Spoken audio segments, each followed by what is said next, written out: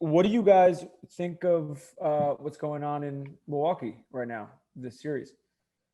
It's dope. I've been having a lot of fun as a fan.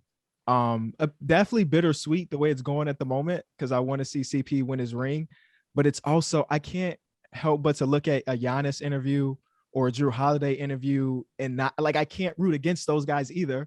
But I'm really want to see CP get that ring. But the last two games have been some of the best basketball, or more entertaining basketball for me at least as a fan. So it's been cool. Giannis had two of the greatest NBA Finals plays that I've seen. I'm not going to compare his block to LeBron's block, but the block was one of the greatest defensive plays I've ever seen in any game. There's maybe one other guy in the world that can make that play. And then, of course, the and one dunk at the end of Game 5 was spectacular as well. But to your point, Kenny, Giannis's interviews have been straight fire. Yeah. This guy's dropping knowledge in his interviews. Like his interview the other day where he was talking about, the past being your ego, the future being your pride, and staying in the moment. Like, I don't know anyone that has that perspective and has nailed it down and is living it out to that degree that he's doing.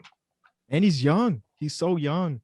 Like, I think in the last interview, LeBron was there sitting courtside and he made a reference like the first time LeBron was in the finals was 2007. I wasn't even playing basketball yet. And it's just so mind blowing to think that this man who's won 2 MVPs and potentially winning a finals MVP soon wasn't even playing basketball a little over a decade ago. It's kind of crazy.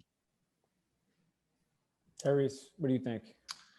Yeah, no, it's been like Kenny's talking about, man. These games have been great. I'd love to see it go 7. I don't know the potential of that, with Game 6 being in Milwaukee, but it's cool to see Wisconsin sports do well. Growing up, the Bucks were just trash, like so bad. Like people always ask me, like, "Were you a Bucks fan growing up?" I'm like, "A Bucks fan? Are you serious?" Like, no, I was not. But I had a Brandon Jennings jersey, so there's that. But other than that, it was dark to be a Bucks fan. So it's cool to see them do well, and it's going to be a crazy time if Milwaukee wins this championship. So it's good to see them do well. But yeah, like you guys talking about, it's Giannis. I love to see him committed to like punishing people down in the paint and not settling as much. I feel like he's done a really good job, the last 3 games of posting up more, being better and just running off handoffs and rolling really quick.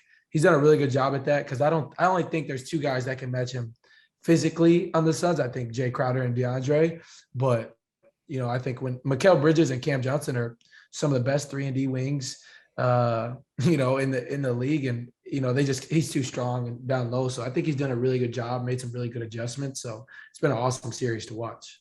I have a question for JJ and Tyrese. When y'all are watching this, are y'all like watching it with your basketball knowledge in mind, or is it more casual? Like, are you looking at like plays being ran and coverages being ran, or are you just being a fan? I mean, I think it's a little bit of both. So full disclosure, and anybody who's been listening to the podcast the last couple of weeks knows this. I did not watch the first 3 games of the finals. Game 3, I was scheduled to watch, but an oyster party in my backyard got out of control, and I turned the game on too late. The last 2 games I've watched both as a fan and as like a astute basketball observer. And the interesting part to me, and because I played with Jrue, and I like watching who he's matched up against. And so in Game 4, the bulk of it, he was guarding Chris, was super disruptive, picked him up full court, which he had done in previous games. And then in Game 5, you saw him a little bit on Booker, a little bit on Chris. So like watching whoever he's matched up on, because you can pretty much, when he's on the ball, you can pretty much play any coverage you want. Like you can put Brooke or Giannis in a drop, you could put them up. It doesn't really matter. Jrue is so physical, and he's going more so than any other player that I know of on the ball. And Tyrese, you can speak to this as well, but he's going to dictate where you go better than anyone else on the ball. So you can almost funnel down to a drop, which a lot of teams have not had success in drop coverage against Chris and Devin during the playoffs. I want to hear Tyrese's thoughts on that as well, but I do want to give a shout out to Brandon Jennings. because Tyrese just mentioned Brandon. So the other day I'm on Twitter and I'm like, why is Brandon Jennings trending on Twitter?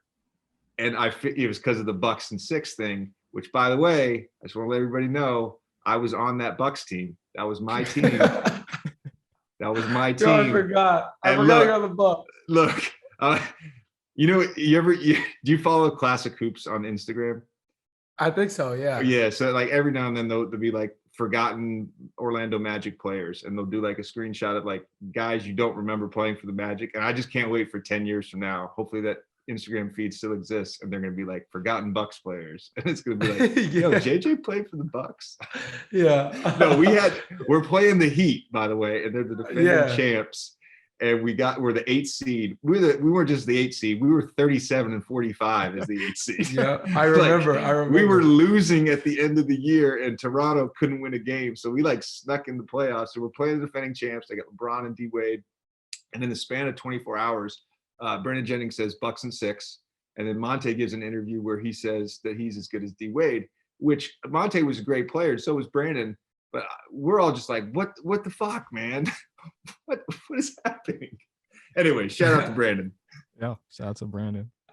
I do remember that though, because you guys, I think you guys didn't lose to them in the regular season. Like you guys were kind of like their kryptonite in the regular season. You guys played really well against the Heat in the regular season. So going into the playoffs, I remember they kept talking about on ESPN, like, could we see an 8-1 upset? And then Brandon Jennings said that, and I'm like, yeah, they're cooked. There's no way they're winning now. But to answer Kenny's question about how I approach these games, I think I kind of use both. I think like my basketball mind is on a lot of times. And I think the first thing I noticed about the series was like game 1, PJ started off on Chris. And I remember I thought to myself, like, I think that what they're trying to do is switch ball screens so they can keep PJ on DeAndre and, not have that big of a disadvantage down there. But I remember immediately the first thing I did, I saw Alvin Gentry the next day, who obviously coached Jrue in New Orleans and, was with CP in LA.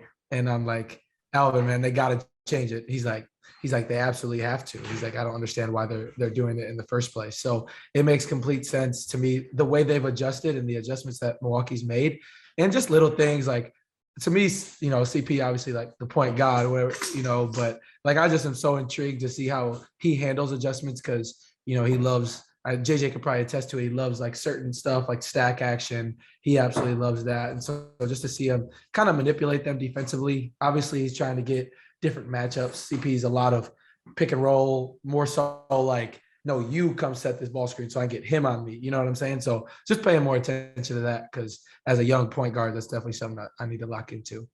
Well, he's probably the best at it. I would say him and LeBron are the 2 smartest players in basketball. And Chris is so good at manipulating both plays and matchups. And I think it's been a little frustrating. I don't think he's really talked a ton about this publicly, but he's clearly banged up. Whether it's he's got his something on his right hand is taped up, his left wrist is taped up. He's made some uncharacteristic turnovers that we don't really see CP make, where he's just kind of losing the ball. His handles is as good as anybody's, and he's just kind of losing the ball. I'm hoping that from the fan perspective, to answer to follow up on your question, Kenny, from a fan perspective, like I want a game 7. I want a game 7. And the other part that I really, besides the matchup part and some of the coverage stuff, like I'm always intrigued by how Milwaukee closes games. But it's Chris Middleton is the guy.